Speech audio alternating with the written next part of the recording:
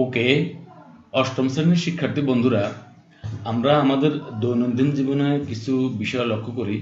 যেমন যদি তুমি ঘরের এক কোণে যদি একটি সেন্টের শিশি রাখো, তাহলে পুরো ঘরটা কি হয়ে যায়? গন্ধময় হয়ে যায়। তোমাদের ঘরে কিছু রান্না করতেছে, দেখা গেছে খাবারের গন্ধটা কি পুরো ঘরের ভিতরে ছড়িয়ে পড়ে কিনা? এটা কেন ঘটে? এটা যেমন আমরা আরেকটা জিনিস দেখি, আমরা যদি গাছের গোড়া কোনো ফানি দিয়ে দেখা গেছে ফানিগুলো শুকিয়ে যায় তাড়াতাড়ি, তাহলে গাছ ফানিগুলো কি করতেছে? টেনে নিয়ে যাচ্ছে। আমরা দেখেছি কি গাছ থেকে ফানি, মানে গাছের দেহের ভিতরে ফানি দ্বারা আবৃত থাকে। এটা কেন হয়? এই বিষয়গুলোতে যেমন আমাদের ঘরে যদি কোনো খানা রান্না করে কিচেন রুম থেকে খানার গন্ধটা পুরো গন্ধে ঘরের মধ্যে ছড়িয়ে পড়ে, এটা ব্যাপন প্রক্রিয়ার কারণে ঘটে। আবার গাছ যে পানি গ্রহণ করে ফেলে সেটা অবিশ্রবণের কারণে করে। আবার গাছের দেহ থেকে, মানে গাছ যে পানিগুলো ছেড়ে দেয়, সেই পানিগুলো আবার কি করে বাষ্প আকারে পরিবেশের ভিতরে ছড়িয়ে পড়ে, সেটা হচ্ছে প্রসাধনের কারণে ঘটে। আমাদের এই চ্যাপ্টারের নাম হচ্ছে ব্যাপন, অবিশ্রবণ ও প্রসাধন। অধ্যায় 3 নিয়ে আজকে আমরা আলোচনা করব। এই আলোচনা শেষে তোমাদের জন্য 2টা কুইজ থাকবে। এই কুইজগুলোর উত্তর তোমরা আমাকে কমেন্টে জানাবে। আচ্ছা, এখন লক্ষ্য করো, এখানে লিখছে উদ্ভিদ মূলের সাহায্যে মাটি থেকে পানি ও পানিতে দ্রবীভূত খনিজ লবণ শোষণ করে এবং সেই পানি ও রস কাণ্ডের ভিতর দিয়ে পাতায় পৌঁছায়। আবার উদ্ভিদ দেহে শোষিত পানি উদ্ভিদ বাষ্প আকারে দেহ থেকে বের করে দেয়। উদ্ভিদের কার্বন ডাই অক্সাইড গ্রহণ এবং অক্সিজেন গ্যাস ত্যাগ, পানি ও পানিতে দ্রবীভূত খনিজ লবণ শোষণ, ওই পানি ও দ্রবণ দেহের নানা অঙ্গে পরিবহন ও দেহ থেকে পানি বাষ্প আকারে বের করে দেয়া ব্যাপন, অবিশ্রবণ, শোষণ, পরিবহন ও প্রশোধনের মাধ্যমে ঘটে। যে কিছুক্ষণ আগে স্যার যে কথাগুলো বলছিলাম, এই কথাগুলো এখানে আসছে। আমরা কি করি? কার্বন ডাই অক্সাইড ত্যাগ করি, অক্সিজেন গ্রহণ করি। উদ্ভিদ কি করে? উদ্ভিদ কার্বন ডাই অক্সাইড গ্রহণ করে, অক্সিজেন ত্যাগ করে। এই যে বিষয়টা কিভাবে করতেছে, এটা কিন্তু ব্যাপনের কারণে ঘটে। আমরা একটু বিস্তারিত আর একটু পড়বো সামনে দিকে। এখানে তার একটা উদ্ভিদ দিয়ে বুঝাচ্ছে। দেখো, উদ্ভিদের গাছ তার মূলরম দিয়ে কি করতেছে? পানি শোষণ করতেছে। এটা হচ্ছে অবিশ্রবণ প্রক্রিয়া। আবার পানি উপর দিকে উঠতেছে, ওই দৃশ্য দেখাচ্ছে কেমন, পানি উপর দিকে উঠতেছে। এই যে এখান থেকে গাছের আগায় তুমি দেখো, গাছের পাতাগুলো অনেক সময় ভিজে ভিজে থাকে, কথা কয় না, কি থাকে? ভিজে ভিজে থাকে। মানে গাছের যে পানিগুলো দরকার নাই, সেই পানিগুলো ছেড়ে দেয়, এটা প্রশোধন। এবং এই পানিগুলো আবার এই পাতার মাধ্যমে বাষ্প আকারে বেরিয়ে যায়, এটা হচ্ছে ব্যাপন। এই জিনিসটা এখানে চিত্রের মাধ্যমে বুঝেছে। বলতে চাচ্ছি যে চ্যাপ্টারটা 4-এ আমরা যেটা জানবো ব্যাপন প্রক্রিয়া ব্যাখ্যা করতে পারবো, অবিশ্রবণ প্রক্রিয়া ব্যাখ্যা করতে পারবো, প্রশোধন প্রক্রিয়া, উদ্ভিদের পানি পরিত্যাগ ব্যাখ্যা করতে পারবো, উদ্ভিদের পানি শোষণ ব্যাখ্যা করতে পারবো। এই জিনিসগুলো বলছি, কেমন? আচ্ছা, একটু ভালো করে সবাই লক্ষ্য করো। পার্ট 1 ও 2, পার্ট 1 ও 2 এর মধ্যে আমরা জানি সব পদার্থই কতগুলো ক্ষুদ্র ক্ষুদ্র কণা দিয়ে, অণু দিয়ে গঠিত। আমরা কণা পড়ছি কি? কণা মানে কিন্তু অণু। প্রত্যেক পদার্থ কি দিয়ে? অণু। কতগুলো ক্ষুদ্র ক্ষুদ্র অণু দিয়ে তৈরি। এই অণুগুলো সবসময় গতিশীল বা চলমান অবস্থায় থাকে। পদার্থের অণুগুলো কিভাবে থাকে? গতিশীল অথবা চলমান অবস্থায় থাকে। তরল ও গ্যাসের ক্ষেত্রে অণুগুলো চলন দ্রুত হয়। তরল ও গ্যাসের ক্ষেত্রে কেন? তার ফাঁকা, তার অধিকাংশ তরলের, মানে কঠিন পদার্থের চাইতে তরলের জায়গাগুলো ফাঁকা থাকে। আবার তরলের চাইতে বায়বীয় পদার্থ আরো ফাঁকা থাকে, যার কারণে অণুগুলো বেশি চলাচল করতে পারে। বেশি ঘনত্বের স্থান থেকে কম ঘনত্বের দিকে অণুগুলো ছড়িয়ে পড়তে থাকে। এটা বুঝছো? বেশি ঘনত্ব কি? আর কথা বুঝো না। তোমার স্যান্টের শিশিটা, সেন্টের ঘনত্ব বেশি না বাতাসের ঘনত্ব বেশি? সেন্টের ঘনত্ব বেশি। তুমি যখন সেন্টের শিশিটা খুলবে, তো সেন্ট থেকে গন্ধগুলো বাতাসের মধ্যে চলে যাবে, কারণ বাতাস তো কম ঘন আর সেন্ট হচ্ছে বেশি ঘনত্বের। এর জন্য কথাটা লিখছে যে বেশি ঘনত্বের স্থান থেকে কম ঘনত্বের দিকে অণুগুলো ছড়িয়ে পড়ে। এই প্রক্রিয়া চলতে থাকবে যতক্ষণ না পর্যন্ত অণুগুলোর ঘনত্ব দুই স্থানের সমান না হয়। অণুগুলোর এরূপ চলন প্রক্রিয়াকে ব্যাপন বলে। কত বুঝেছেন? মানে ব্যাপনের কাজ হবে বেশি ঘনত্ব থেকে কম ঘনত্বের দিকে। ব্যাপনকারী পদার্থের অনুপরমাণুগুলোর গতিশক্তির প্রভাবে এক প্রকার চাপ সৃষ্টি হয়। ব্যাপনকারী পদার্থের অনুপরমাণুগুলোর গতিশক্তির প্রভাবে, এটা কি? তুমি যখন একটা সেন্টার শিশিটা তুমি যখন খুলবে না অথবা চাপ দিবে না, একটা আওয়াজ হয়। কি হয়? একটা আওয়াজ হয়। তুমি কোকা-কোলার বোতলটা খুলবে, যখন ঢাকনাটা খুলবে, একটা আওয়াজ, একটা আওয়াজ হয় না? এটা কিন্তু ব্যাপন চাপের কারণে হচ্ছে। ব্যাপনের অণুগুলো দ্রুত বেরিয়ে যাচ্ছে। কিভাবে বেরিয়ে যাচ্ছে? দ্রুত বেরিয়ে যাচ্ছে। এটাকে গতিশক্তির কারণে ওই আওয়াজটা হয়। আর এটার নাম হচ্ছে ব্যাপন চাপ। ব্যাপন কি আমরা কিভাবে বুঝতে পারি? যে সহজ কথায় বলতে গেলে পদার্থের অণুগুলো সব সময় গতিশীল থাকে। যখন কোন স্থানে পদার্থের অণুগুলোর ঘনত্ব বেশি থাকে, তখন তারা স্বতঃস্ফূর্তভাবে কম ঘনত্বের দিকে ছড়িয়ে পড়ে। তাহলে ব্যাফনের ক্ষেত্রে ঘটনা কি ঘটবে, যে বেশি ঘনত্ব থেকে কম ঘনত্বের দিকে হবে।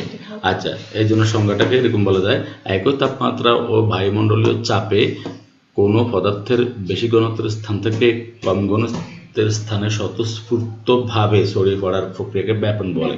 এখানে স্বতঃস্ফূর্তভাবে দ্বারা বোঝাচ্ছে যে বিনা বাধায় স্বাধীনভাবে এই শব্দটাকে বলা হচ্ছে, এবং এই মানে আনন্দ সহিত এটাকে বলা হচ্ছে, কেমন এই জন্য এটাকে বলা হচ্ছে স্বতঃস্ফূর্তভাবে ছড়িয়ে পড়ার প্রক্রিয়াকে ব্যাপন বলা। আচ্ছা, এখন আমরা যদি আরেকটা যাই ব্যাপন চাপ, সেটা হচ্ছে অণুগুলো যখন ছড়িয়ে পড়ে তখন তারা এক ধরনের চাপ সৃষ্টি করে, একে বলা হয় ব্যাপন চাপ। তুমি যখন ওদের কোকাকোলার বোতলটা খুলবে তখন বা স্যান্ডউইচের সেটা খুলবে, তখন ঢাকনাটা খোলার সময় একটা আওয়াজ হয়, আওয়াজটা কিন্তু আসলে ব্যাপন চাপ, অণুগুলো যে দ্রুত বেড়ে যাচ্ছে তাদের গতিশক্তি প্রয়োগ করে, এই জন্য চাপ অনুভব হচ্ছে। এটা যতক্ষণ না উভয় স্থানের ঘনত্ব সমান হচ্ছে ততক্ষণ এই প্রক্রিয়া চলতেই থাকবে। যখনই ঘনত্ব সমান হয়ে যায় তখনই ব্যাপন বন্ধ হয়ে যায়। এই বিষয়গুলো, এই সংজ্ঞাদনটা তোমরা একটু খাতার ভিতরে তুলে নাও।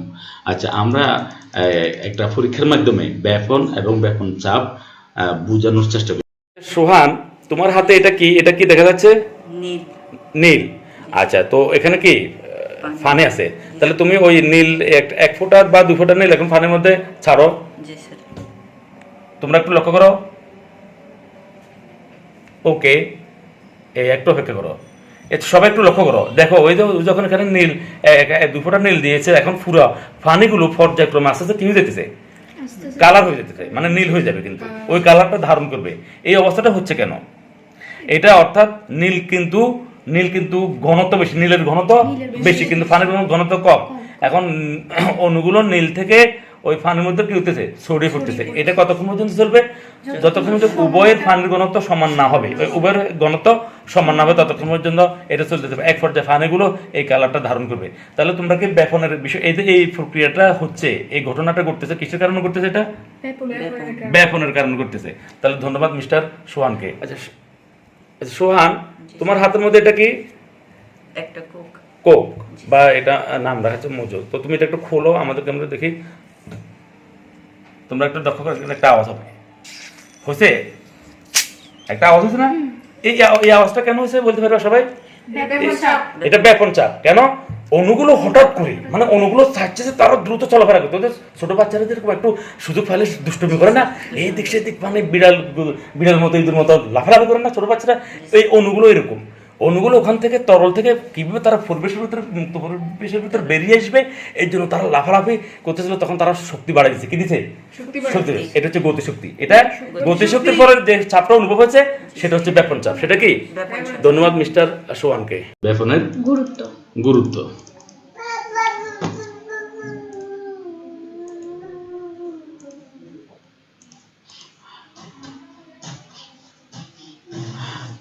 ব্যাপনের গুরুত্ব। জীবের বিভিন্ন শারীরবৃত্তীয় কাজ। শারীরবৃত্তীয় শব্দ দ্বারা কি বোঝানো হচ্ছে, যে আমরা তো আমাদের শরীর থেকে ঘাম বেরিয়ে যায়, আমরা কার্বন ডাইঅক্সাইড ত্যাগ করি, অক্সিজেন গ্রহণ করি, এগুলো কিন্তু আমাদের শরীরের দ্বারা হচ্ছে, এগুলো কিন্তু শরীরের উপর দিয়ে চলতে থাকবে। এই জন্য এটা বলেছে শারীরবৃত্তীয়। এই শারীরবৃত্তীয় কাজও কিন্তু ব্যাপনের প্রক্রিয়া ঘটে। যেমন যদি উদ্ভিদ সালোক সংশ্লেষণের সময় বাতাসের যে কার্বন ডাইঅক্সাইড গ্রহণ করে আর অক্সিজেনের ত্যাগ করে, এটা কিন্তু ব্যাপন প্রক্রিয়া হয়ে থাকে। এই অত্যাবশ্যক কাজ কিন্তু ব্যাপন দ্বারা সম্ভব। জীবকোষে শ্বসনের সময় গ্লুকোজ জারণের জন্য অক্সিজেন ব্যবহৃত হয়, কেমন এটাও কিন্তু ব্যাপনের দ্বারা সম্ভব হয়েছে। ব্যাপন ক্রিয়ার দ্বারা কোষে অক্সিজেন প্রবেশ করে এবং কার্বন ডাইঅক্সাইড বের হয়ে যায়। উদ্ভিদ দেহে শোষিত পানি বাষ্পাকারে প্রশোধনের মাধ্যমে দেহ থেকে ব্যাপন প্রক্রিয়ার মাধ্যমে বের করে দেয়। উদ্ভিদ যে পানিগুলো তার দরকার সেগুলো ব্যবহার করলে, আর যেগুলো দরকার না সেগুলো কিন্তু শ্বসনের মাধ্যমে বের করে দেয়, সেখান থেকে বাষ্পাকারে বাইরে বাতাসে ছড়িয়ে পড়ে। এই প্রক্রিয়াটা কিন্তু ব্যাপনের দ্বারাই হয়ে থাকে। তাহলে আমি এখানে তোমাদেরকে ব্যাপনের গুরুত্ব সম্পর্কে একটা 3টে বাক্য দিয়েছি, এগুলো একটু তোমরা মনে রাখো, তাহলে হয়ে যাবে। ব্যাপনের গুরুত্ব হচ্ছে যে কার্বন ডাইঅক্সাইড, উদ্ভিদ জীবনে ব্যাপনের গুরুত্ব, কার্বন ডাইঅক্সাইড গ্রহণ এবং অক্সিজেন ত্যাগ করে এই ব্যাপন প্রক্রিয়া। তাহলে উদ্ভিদে কার্বন ডাই অক্সাইড গ্রহণ করে আর অক্সিজেন ত্যাগ করে ব্যাপন প্রক্রিয়া। প্রাণী তাদের দেহের রক্ত আমাদের রক্ত থেকে কোষে অক্সিজেন এবং খাদ্য উপাদান পৌঁছাতে ব্যাপনের কাজ করে ব্যাপন প্রক্রিয়া। পরিবেশের ভারসাম্য রক্ষা এবং সুগন্ধি ছড়াতে এর ভূমিকা অপরিসীম। এটা কিরকম, তোমার বাসার ভিতরে দুর্গন্ধ আছে, তো তুমি একটা রুম স্প্রে মারি দিলা, তো দেওয়ার পরে এটা একটা সমতা বিরাজ করবে, কেমন, এই কথাটাকে বলা হচ্ছে। এই জন্য পরিবেশের ভারসাম্য রক্ষায় এবং সুগন্ধি ছড়াতে এর ভূমিকা অপরিসীম। কথা বুঝতে পারছো নি? আচ্ছা আচ্ছা, এবার আমরা আজকের আলোচনার উপরে 10টা বহু নির্বাচনী প্রশ্ন শিখব। যেমন প্রথম প্রশ্নটা হচ্ছে, কোন প্রক্রিয়ায় পদার্থের অণুগুলো বেশি ঘনত্বের স্থান থেকে কম ঘনত্বের দিকে ছড়িয়ে পড়ে? সেটা হচ্ছে ব্যাপন প্রক্রিয়া। ব্যাপনকারী পদার্থের অণুগুলোর উপর যে চাপের সৃষ্টি হয় তাকে কি বলে? ব্যাপন চাপ বলে। যেহেতু পদার্থের অণুগুলোর উপর চাপ সৃষ্টি হয়। নিচের কোন মাধ্যমে ব্যাপনের হার সবচেয়ে বেশি? বায়বীয় মাধ্যমে ব্যাপনের হার সবচেয়ে বেশি। এখানে আমরা দেখব যে বায়বীয় মাধ্যমে ব্যাপনের হার সবচেয়ে কি বেশি। আচ্ছা, তাপমাত্রা বাড়ালে ব্যাপনের হার কি হবে? তাপমাত্রা বাড়ালে ব্যাপনের হার বেড়ে যায়। উদ্ভিদ কোষে অক্সিজেন ও কার্বন ডাই অক্সাইডের বিনিময় ঘটে কোন প্রক্রিয়া? ব্যাপন প্রক্রিয়া। উদ্ভিদ কোষে অক্সিজেন ও কার্বন ডাই অক্সাইডের বিনিময় ঘটে ব্যাপন প্রক্রিয়া। ব্যাপন প্রক্রিয়া কতক্ষণ চলতে থাকে? ব্যাপন প্রক্রিয়া চলবে উভয় স্থানের ঘনত্ব সমান না হওয়া পর্যন্ত চলতে থাকবে। উভয় স্থানের ঘনত্ব সমান না হওয়া পর্যন্ত চলতে থাকবে। 7, আণবিক ভর বাড়লে ব্যাপনের হার কমে, মানে ভর বাড়লে ব্যাপন হার কমে, আর ভর কমলে ব্যাপন হার বাড়ে। তাপমাত্রা বাড়লে ব্যাপন বাড়ে, তাপমাত্রা কমলে ব্যাপন কমে। 8, পানির অণুগুলোর স্বতঃস্ফূর্তভাবে এক গ্লাস পানিতে ছড়িয়ে পড়াকে কি বলে? সেটাকে ব্যাপন বলে। আমাদের রক্ত থেকে অক্সিজেন কোষে প্রবেশ করে কোন প্রক্রিয়া? সেটা হচ্ছে ব্যাপন প্রক্রিয়া। ঘরের এক কোণে বডি স্প্রে করলে সুগন্ধ ছড়িয়ে পড়া কিসের উদাহরণ? এটা হচ্ছে বায়বীয় পদার্থের ব্যাপনের উদাহরণ। তাহলে এখানে আমরা কি করলাম? 10টা বহু নির্বাচনী শিখলাম, এগুলো ব্যাপনের উপরে। এরপরে আমরা চলে যাব 5টা সংক্ষিপ্ত প্রশ্ন। লক্ষ্য করো যে ব্যাপন চাপ বলতে কি বোঝায়, ব্যাপনকে কেন একটি স্বতঃস্ফূর্ত প্রক্রিয়া বলা হয়, শীতকালের তুলনায় গ্রীষ্মকালে পুকুরের পানিতে নীলের ব্যাপন দ্রুত ঘটে কেন, সকল ব্যাপনই পরিবহন কিন্তু সকল পরিবহন ব্যাপন নয়, ব্যাখ্যা করো, জীবজগতে ব্যাপনের গুরুত্ব ব্যাখ্যা করো। এই 5টি প্রশ্ন পরীক্ষার জন্য ইম্পর্টেন্ট, এবং এই 5টি প্রশ্নের উত্তর তোমাদেরকে আমি PDF আকারে দিয়ে দেবো। তোমরা যারা এই 5টা প্রশ্নের উত্তর খুঁজে পাবে না তারা আমাকে কমেন্টে জানাবে। তাহলে আজকের ক্লাসটা নিশ্চয়ই তোমাদের কাছে ভালো লেগেছে। এখন তোমাদের জন্য 2টা কুইজ আছে, এই কুইজগুলোর উত্তর আমাকে কমেন্টে জানিয়ে দিবে। সবাই একটু লক্ষ্য করো। কুইজ 1,